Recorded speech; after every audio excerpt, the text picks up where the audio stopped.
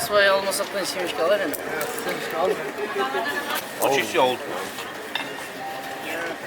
Kolay salalım. Özbek mi İspanya? Yok.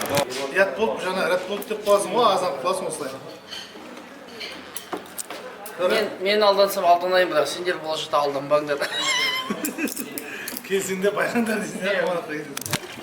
Надан кейін шынымен фитнеске барудың қажеті жоқ қой негізінен ше.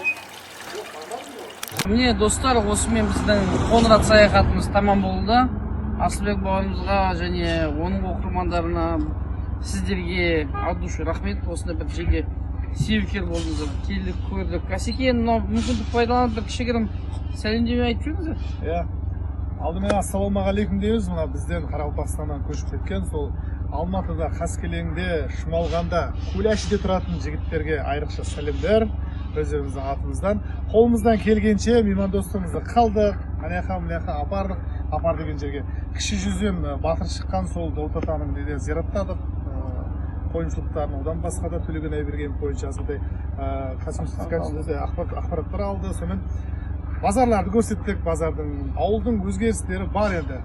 Бар. Әлі де 2030-да кел деп жатырмын бұл Қоңырат қалмай қалсына деп. Онымен өзімден атына айрықша сәлем Алматы, Қаскелең KZ-ді көріп көруші оқырмандарға. Мен кіші жүз Асылбек табын болам. Табындар 7 руға бөлінеді.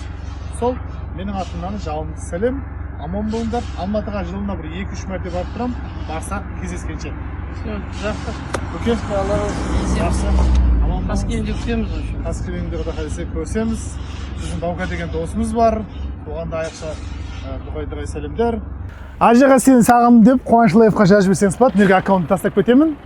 Ал, кіріп көреміз. Әмде подписка басып қоямыз. Лайк. Қазақша мен қарақалпақша кетеді ғой бізде. Еш елестемейсіздер. Ал көке давай. Давай, салам алейкум. Жақсы күнде көріскенше.